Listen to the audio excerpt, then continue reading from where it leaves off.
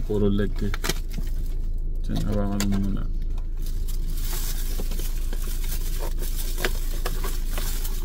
Manok. Ah, mas maganda yan. Ah, puro pakpak lang pala kuya.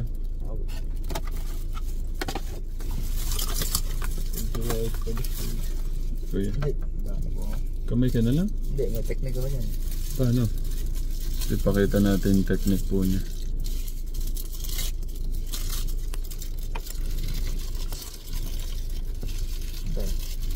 Hmm.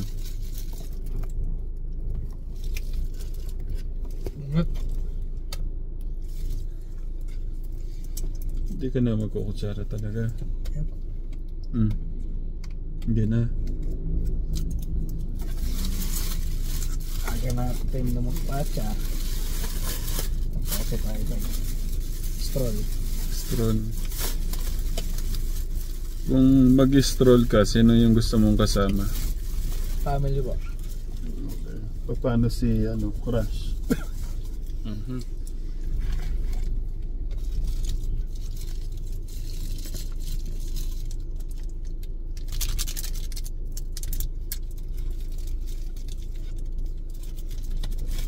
Kung malulunod, kumari nasa nasa bangka kayo.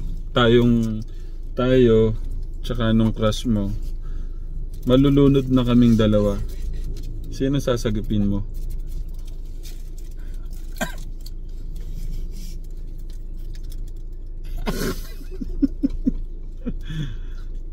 Bakit na?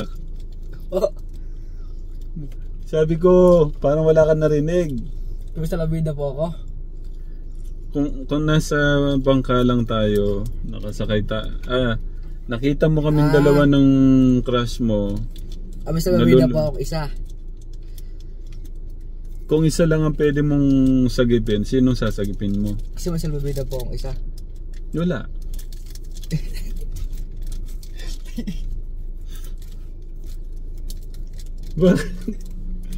Aba, yung anak ko hindi mo kasagot. Oh. Sino sasagapin mo? Baka na po nandun. Ha? Si Doktor po nandun na. Hindi pa nga tayo tapos.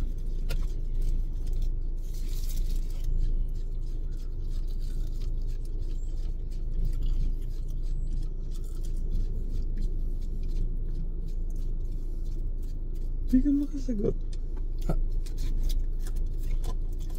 Kalili ko po. Ha?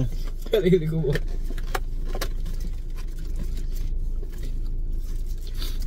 Maiyak na ako. Hindi makasagot yung anak ko. Hindi ako sasagipin. Sasagipin niya yung crush niya.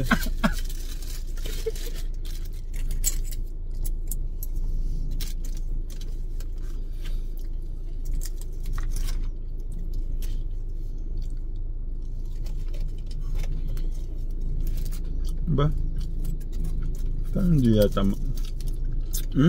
magaya tayo na. Kain po tayo.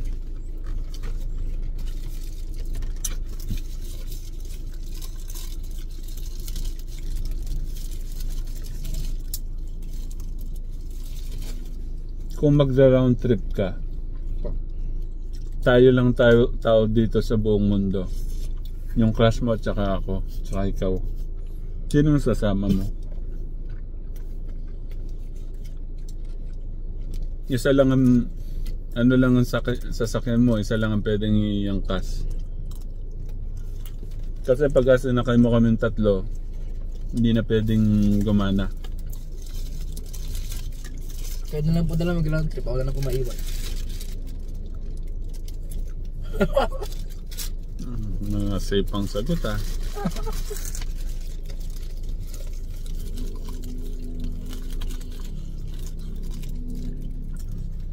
Kung nabulunan kaming dalawa, parang mamamatay na kami sa hindi ka makahinga.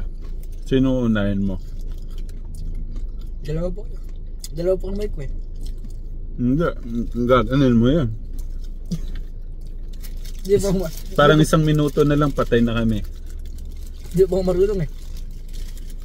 Anong gagawin mo?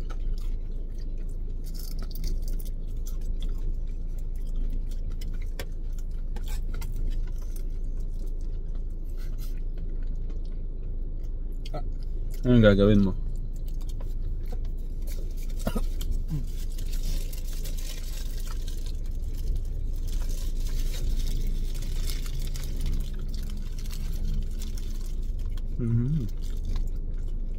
Thank you, Lord. Buti, no?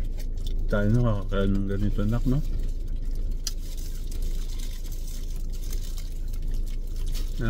Napaka-bless natin talaga. Yung iba nating kababayan, hindi man lang sila makabili ng ganito.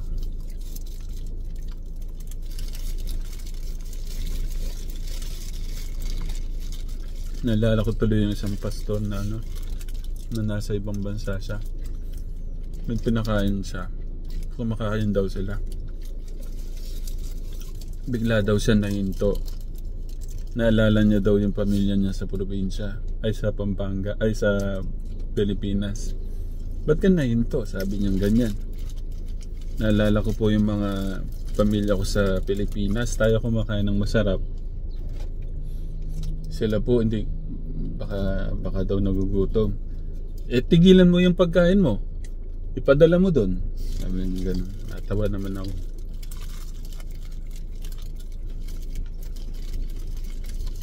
Minsan naman kasi pinili naman ng tao yung ganun, yung ganung buhay. No kadakram. Pero ikaw, hindi mo pinili yung kasamaan nun, yung magnakaw ka. Hindi, ibig ko sabihin, kinarga mo yung mga naghanap buhay ka para makakain ka ng tama. Hindi mo pinili yung magnakaw ka. Nagsipag ka. Ginawa mo yung namuhay ka ng tama. Yung pamumuhay mo ng tama, yung pagpili mo ng tama na wag gamin yung masama. Kaya naman siguro, kaya ito nangyayari siguro sa'yo.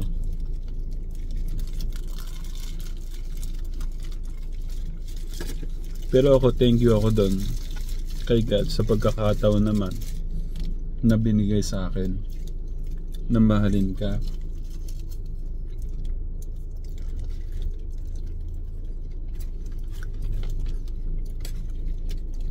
Na makasama namin.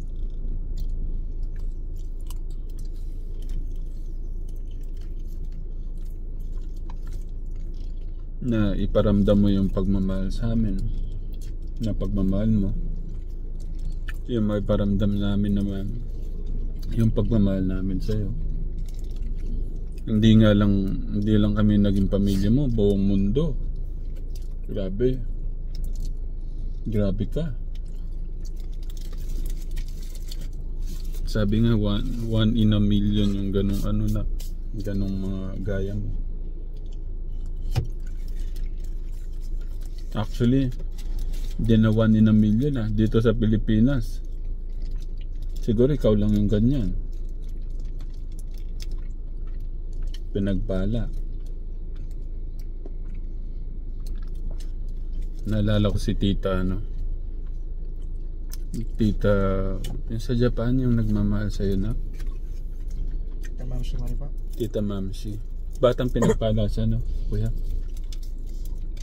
Love na love ka nun si Tita Mamsi.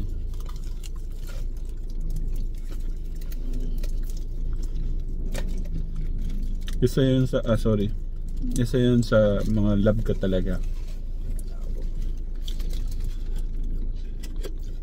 Tita Mamsi.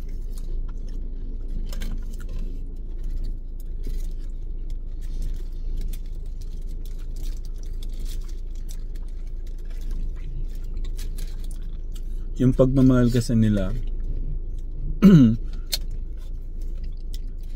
pero thank you ako sa lahat ng mga nagmamahal sa'yo. Pero mas mahal ko yung mga parang mahal ka, kumbaga yung love na nanggagaling kay God. Kasi kung yung love nila hindi ka natuturuan doon sa pagmamahal na tama na nanggagaling kay God, parang love equally, parang gusto mo Pero sobrang thank you ako doon sa mga sobrang love ka. Pero yung parang may mga iilan lang naman yung para kasing gusto masaktan yung damdamin ng iba, ganun. Pero mahal ko din sila. Pero mas maganda sana kung wala na lang nasasaktan. Parang ganun.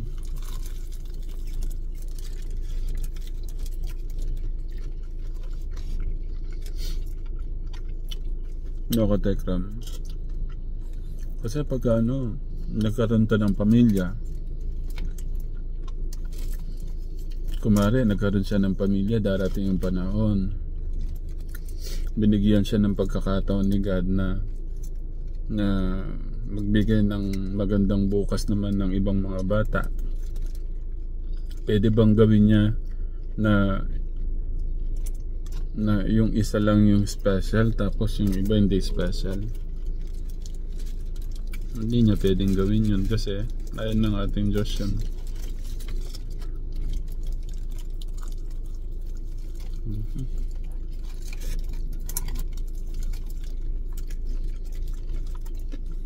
Pero love mo na talaga siya. Lahat po kayo, opo. Hindi, yung crush mo.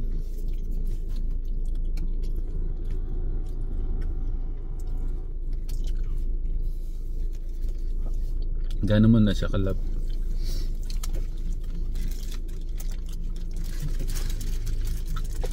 Kanino ko pa siya nuhuli ka, Tekram, ayaw magsalita. No. Kagatin mo to para magkasagot ka ng... Ito ba?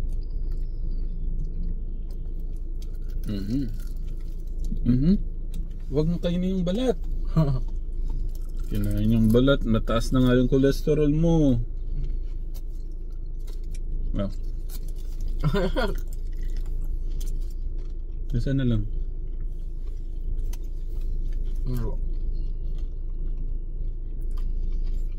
Kahapon nagpapa-check up po kami. Ayaw po niya. Konti-konti lang daw po kasi yung konti-konti lang daw. Kumbaga, ano sabi mo? Pagkakasabi mo kahapon po eh? Yan po sobrang taas. Sabi ko, ay sorry po. Sabi ko pa para maagapan. Diba? Nagsasalita kasi may laman yung bibig. Pero ngayon, tigil isang kanin lang po kami. Ba't hindi ka nag-exercise? Ba't hindi ka nag-exercise? Hindi na po ako nasabi.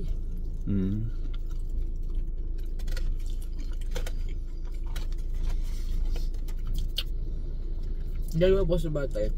Nakain po alas 10 para yung tanghalian ka po tsaka mag-aani. Isa lang po.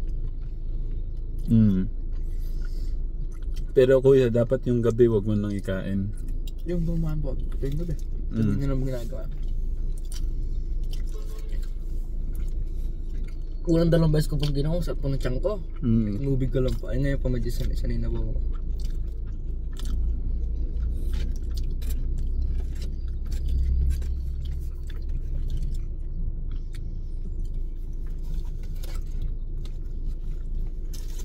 Yan. Nagugutom yung mga ano natin.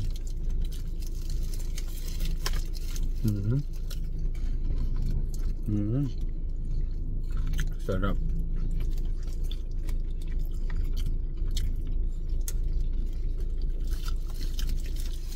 Yung iba no, makakain nila yung mukbang na no? Daming kinakain.